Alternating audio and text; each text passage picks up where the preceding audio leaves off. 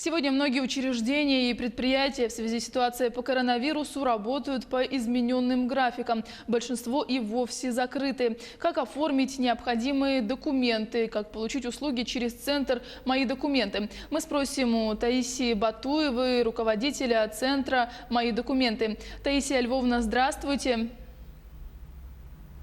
Добрый день. Скажите, в каком режиме сегодня работает центр «Мои документы»?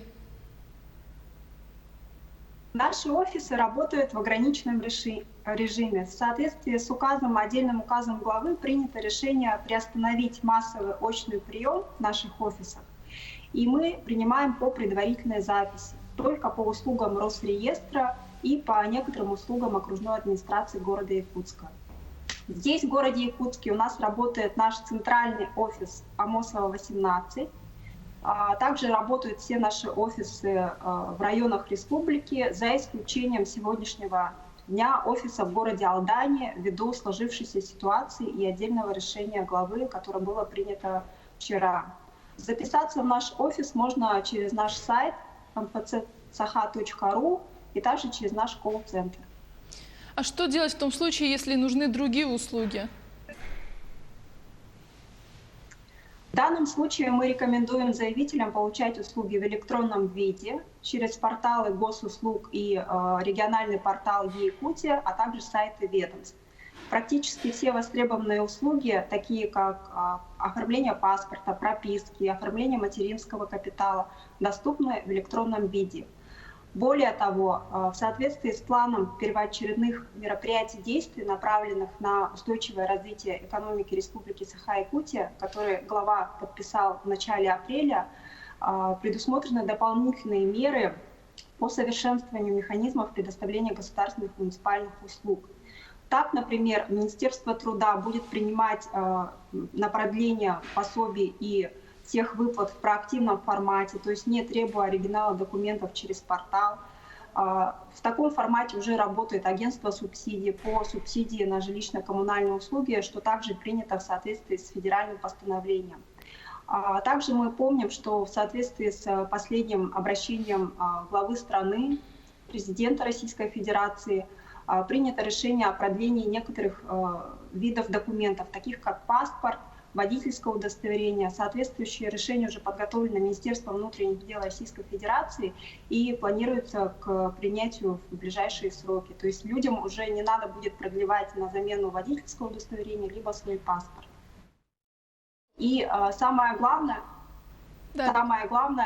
с сегодняшнего числа мы предоставляем в электронном виде окружной администрации справку о составе семьи, которую требуют до сих пор очень многие учреждения, такие как банки, коммунальные службы. Ее можно оформить на портале Е-Якутия. Таисия Львовна, ну, список услуг очень большой, а вот где и как по ним можно проконсультироваться?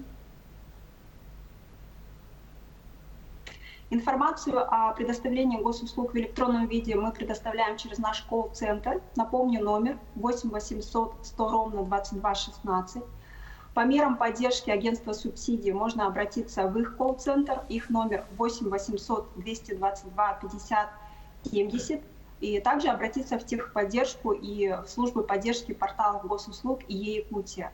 Хочу обратить внимание, что у нас за последнюю неделю значительно возросло получение консультаций в электронном виде. Так наш колл-центр обрабатывает порядка 1500 звонков в день.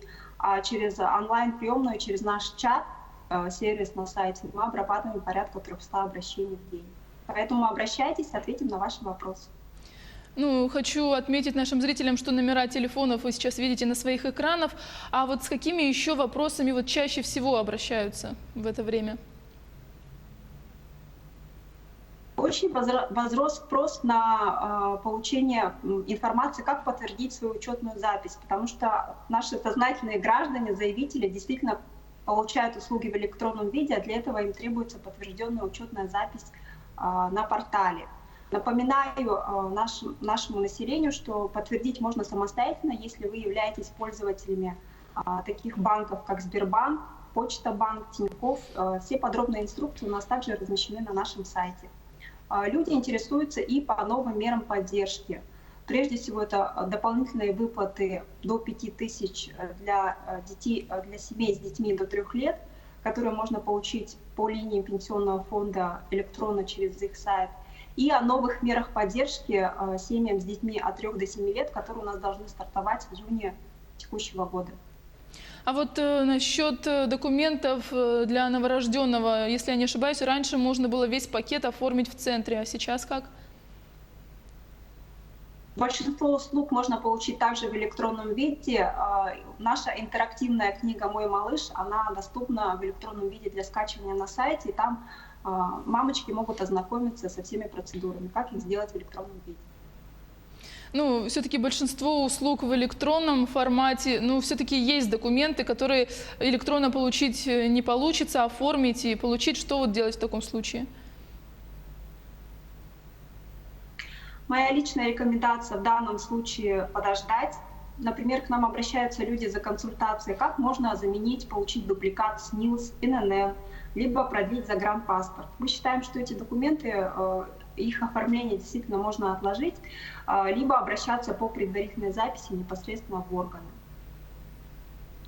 Да, все, что может подождать, я думаю, стоит с этим не спешить. Но сейчас, получается, все усиленно работают над тем, чтобы оказывать услуги удаленно, вот, без личного посещения граждан органов власти МФЦ. Вот как вы думаете, вот после снятия ограничительных мер сохранится ли такая тенденция услуги онлайн? Я думаю, безусловно, сохранится, прежде всего за счет того, что люди сами привыкнут получать услуги в электронном виде, оценят их преимущества. Сегодня весь мир живет в таком режиме. Мы заказываем доставку продуктов онлайн, наши дети уже обучаются в дистанционном формате. И я думаю, вот эта ситуация, она поспособствует скорейшему внедрению всех новых механизмов в сферу госуслуг, прежде всего. Ну, действительно, все оформить, не выходя из дома, это очень удобно. Спасибо, Таисия Львовна. Я напомню, мы говорили с Таисией Батуевой, руководителем центра «Мои документы». Мы говорили о том, какой режим работы и какие документы получить можно в этот период, а какие нельзя. Спасибо большое за беседу. Всего доброго, до свидания. Спасибо, оставайтесь с нами, не переключайтесь.